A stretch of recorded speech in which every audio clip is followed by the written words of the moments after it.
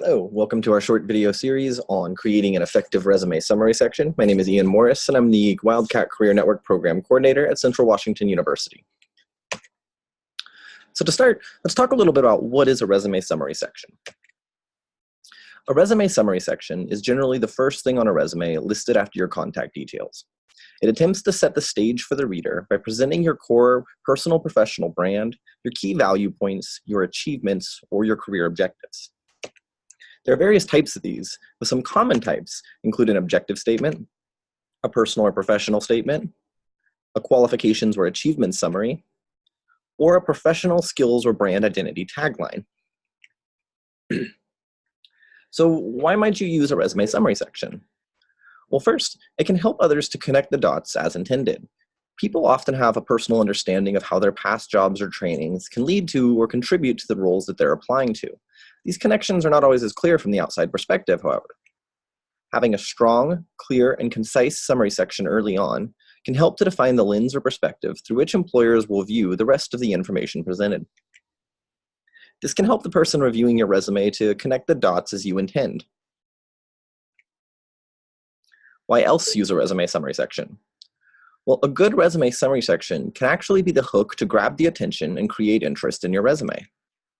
The first 1/3 of your resume is often the part viewed by recruiters and hiring managers when deciding if they want to keep reviewing your materials. Having a strong, clear, and concise summary section early on can help recruiters to quickly identify you as a candidate that's worth further review. Why else use a summary section?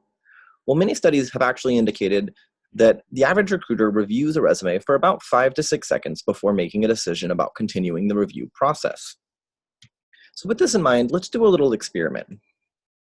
I'm going to show you a resume. I want you to quickly review it and try and get a sense of what this person's brand identity is and what key value points they would bring as an applicant. This should last about 5 to 6 seconds.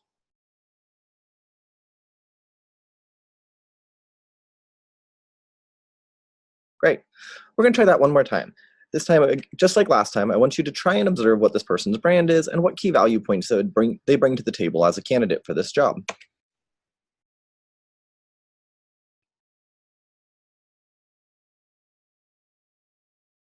Did you notice a difference?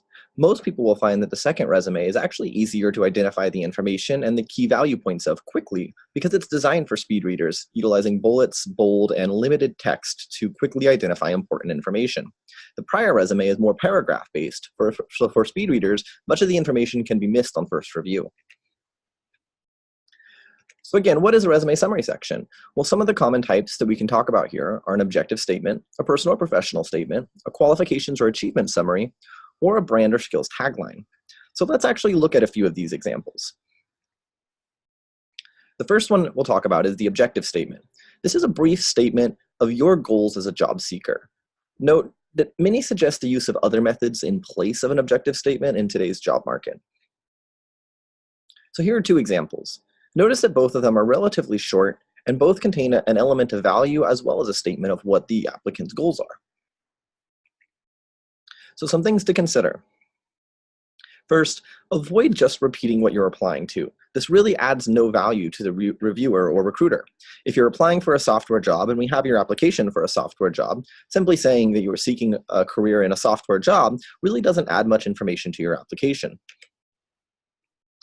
Second, a good statement should still highlight your brand and value while you're outlining your objective. And remember, well, it's about you, but it should ultimately focus on the value it brings for them. We'll talk more about this later. Another type of summary section you can use is a summary statement. This is a brief statement of your personal professional history or overview. Again, here are some examples. Just like last time, notice that neither of them are very long, generally about 1 to 3 sentences. Also, just like last time, notice that they really focus on identifying a brand and key value points quickly and as effectively as possible. So some things to consider with this approach. You should really identify your core area of expertise and emphasize the main points that support that. You should keep it short. Less is often more. Aim to be as concise and targeted as possible to leave a message that really resonates with the recruiter. You can often use bold in limited amounts to call out key aspects of the summary section or to identify key skills or words you really want them to notice. These sections are often followed by some form of bullets to aid speed readers who might not catch all the terms in the paragraph. Above are 2 examples using highlights, but you could also use skills or achievements or qualifications. Another type of summary section is a qualifications or achievements outline. This is a brief list of achievements or qualifications that exemplify your professional brand or value points. Again, let's look at some examples. So a couple of things to think about in this approach. First is that you should really aim for about 4 to 6 bullet points that really capture the core of your professional brand that you're presenting or the skill and value points to support what you are presenting. Too few bullet points will look like you didn't really have much to lean on. Too many bullet points starts to look a lot more like a list than a resume. You should focus on achievements, outputs, and specifics rather than just talking about tasks or duties you had. The more specific you can be in giving examples of measurements, team sizes, outcomes, percentages, the more impact that tends to have when reviewers are reviewing it. You should also aim to keep each of these bullets to about 1 sentence per line. If it spills over a tiny bit or occasionally there's a 2-sentence one, that's okay, but the real goal should be to keep every one down to 1 line if possible.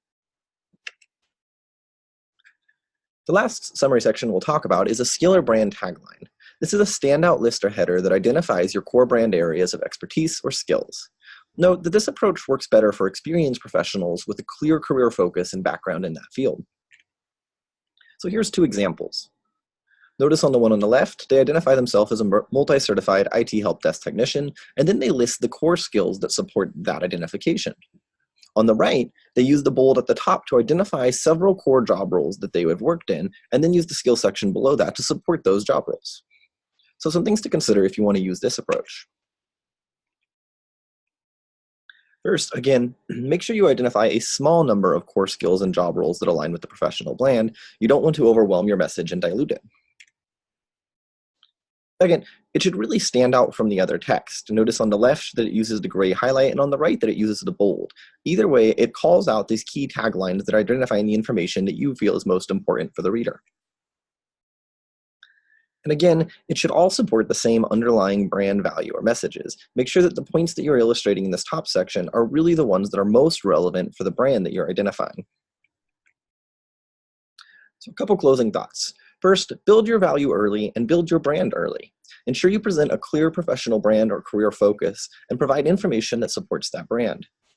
Someone should be able to read just the top third of your resume and know what your career focus is and the most important value points that support it. If you feel your statement is too broad, mixed, or too much like a jack of all trades, you should consider making multiple specialized resumes with targeted summary sections relevant to their areas of focus. Also, be mindful of speed readers. Try to cut out the fluff and avoid using long, wordy sentences or sections. Aim to be as concise, targeted, and impactful as possible with your writing. You can also use white space tactically. Avoid overpacking or cluttering your resume. A blank space can play a key role in helping to visually distinguish resume elements or draw attention to important points or sections. Also, using limited but tactical placement of bold or underlined formats can help draw attention to key points, words, or value points on your resume you want the reader to notice. Finally, keep it about what's in it for them. Your summary statement and cover letter are both written about you, but are ultimately for them. Try to focus on what you contribute and the value you bring, rather than what you want or what you would get out of it. This is a very common mistake, so let's look at a couple examples real quick. An opportunity to grow in a company and expand my professional skills. This is really about what you get. It's not about what you bring to the table. While it shows enthusiasm, it ultimately doesn't build value. An opportunity to apply my technical skills and experience in data and analysis. This is about what you bring to the table. It identifies a core skill set that you have and emphasizes that your skills and techniques will be applied for the company's benefit. So if you enjoyed this video and want to get more information, I encourage you to visit our Career Services office to schedule an appointment for drop-in or appointment hours. You can check our regular workshops or events to see more information like this, or you can find more CWU Career Services videos in the Wildcat Career Network or on the CWU Career Services YouTube channel. Thank you for your time and attention. We hope you enjoyed the video.